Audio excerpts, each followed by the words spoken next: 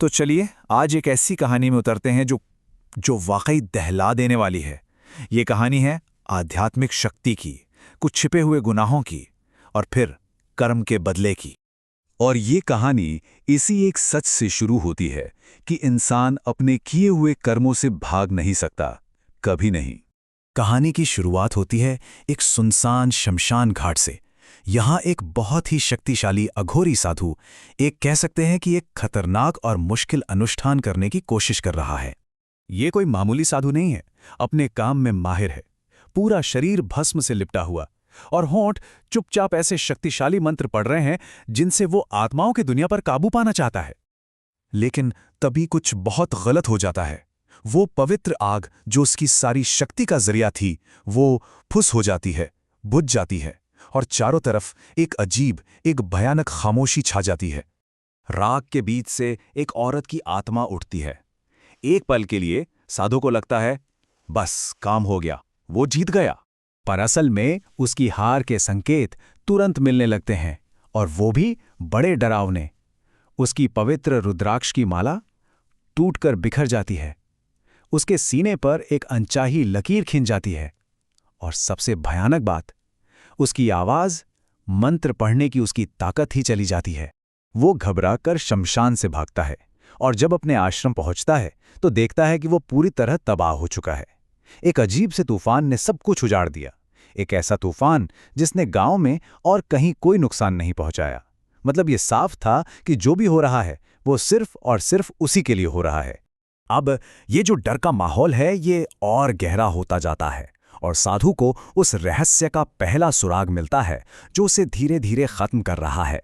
अपने उजड़े हुए आश्रम में वो एक बार फिर से आत्माओं से संपर्क साधने की कोशिश करता है, लेकिन आग इस बार भी तुरंत बुझ जाती है और तभी उसे पास के जंगल से एक छोटी बच्ची के हंसने की आवाज आती है। बड़ी अजीब, डरावनी हंसी। वो उस बच्ची के साए का पीछा करते हुए जंगल में पहुंच जाता है और फिर उसे सिर्फ एक नाम सुनाई देता है, एक ठंडी सी फुसफुसाहट जो इस पूरे रहस्य का केंद्र बन जाती है, अश्विनी। वो वापस उसी शमशान घाट पर जाता है और वहां उसे पता चलता है कि जिस चिता पर वो अनुष्ठान कर रहा था वो शव तो अपराजिता नाम की एक किन्नर का था। अब देखिए, पहेली और उलझ गई। अगर चिता पर अपराजिता थी तो फिर ये अश्विनी कौन है? इस कहानी को समझने के लिए किन्नर समुदाय के बारे में जानना बहुत जरूरी है। दक्षिण एशिया में उनकी एक बहुत ही अलग सामाजिक और आध्यात्मिक जगह है। समाज उन्हें सम्मान भी देता है और उनसे डरता भी है। ऐसा माना जाता है कि उनकी दुआ और बद्दुआ दोनों में बहुत ताकत होती है। साधु के अंदर का डर अब उसकी पुरानी यादों को कुरेदने लगता है और एक ऐसा भयानक सच सामने आता है जो पूरी कहानी को ही पलट कर रख देता है। देखिए, इस डर ने साधु से उसकी पहचान ही छीन ली है। वो मंत्र जो उसकी जिंदगी का आधार थे, अब उसके दिमाग में उनकी जगह सिर्फ खालीपन है। उसे कुछ याद नहीं। गांव में एक पूजा के दौरान उसे कुछ याद आता है, अतीत की एक भयानक झलक, और फिर पूरा सच सामने आ जाता है।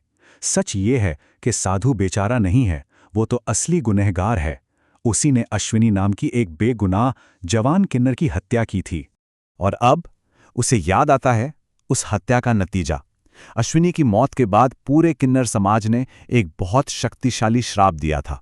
कसम खाई थी कि कर्म अपना बदला लेकर रहेगा।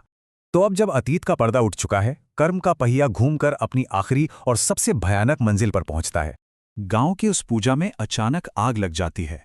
साधु अपनी जान बचाने के लिए भागता है, लेकिन अपराजिता की आत्मा उसका रास्ता रोक लेती है। अब जाकर पता चलता है कि इस पूरे बदले की असली सूत्रधार वही है। अब साधु की सारी शक्ति, सारा घमंड, सब खत्म हो चुका है। वो घुटनों के बल गिरकर गिड़गिड़ाता है, माफी मांगता है। वो मान लेता है कि उसने एक भयानक गुनाह किया था, लेकिन माफी का अब कोई सवाल ही नहीं। अपराजिता उसे हवा में उठाती है और सीधा उसी चिता वाली जगह पर फेंक देती है। और ठीक वैसे ही जैसे उसने अश्विनी को जलाया था, उसे भी आग के हवाले कर दिया जाता है, जबकि बाकी किन्नरों की आत्माएं ये सब देखती रहती हैं। और कहानी यहीं खत्म हो जाती है, हमारे लिए एक सवाल छोड़कर कि जो हुआ वो इंसाफ था या सिर्फ बदला, और क्या आखिर में इन दोनों में कोई फर्क होता भी है?